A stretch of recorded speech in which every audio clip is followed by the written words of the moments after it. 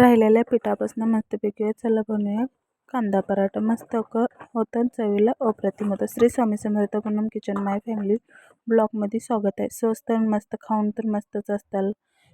चला मस्तपैकी मी आता कांदा चिरून घेत आहे. असं बारीक बारीक बारीक चॉप करून पूर्ण बारीक पातळ कांदा चिरून घ्यायचा.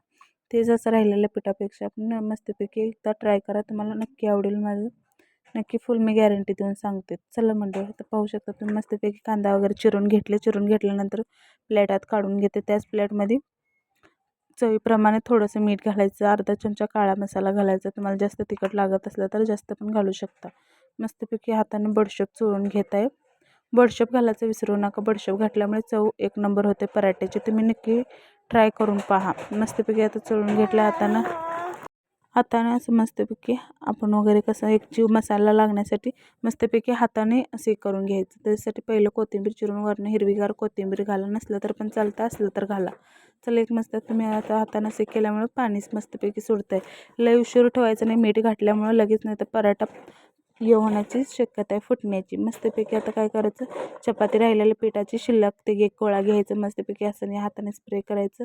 मस्तपैकी भरपूर पीठ लावून गोलसर मोठी चपातीला जाड पण नाही लय पातळ पण गर गर गर गर गर गर फिरवणं झाली की चपाती मस्तपैकी पाहू शकता तुम्ही. चला मस्तपैकी चपाती तयार झाली. त्याच्यावर आपण बनवलेला मसाला घालून तयार झाला. लाटून आपण हे करून घेतलेला मसाला मस्तपैकी कांद्याचं घालून घ्यायचं. जरासं असं चाकून चिर पाडून घ्यायचं. मस्तपैकी सगळं इकडे सगळीकडे लक्ष द्यायचं, कुठं राहायला नाही. मस्तपैकी असं हातानं थोडंसं दाबायचं. दाबून वरनं पीठ लावायचं. मस्तपैकी अलटी पलटी करून मस्तपैकी कांदा पराठा लाटून घ्यायचं. नक्की मला कमेंट करून सांगा कसं वाटलं तुम्हाला. कांदा पराठा आवडला तर चॅनलला लाईक करा. नाही सॉरी, चुकून बोलले.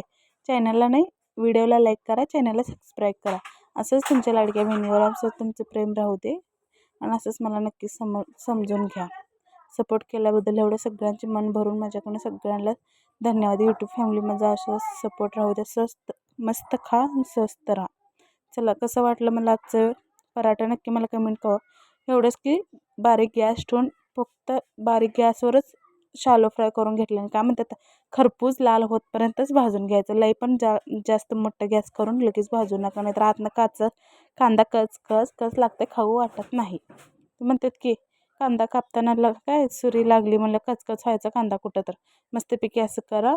स्वस्त राहा, मस्त राहा. चला भेटूया पुढच्या व्हिडिओमध्ये. बाय बाय मंडळी.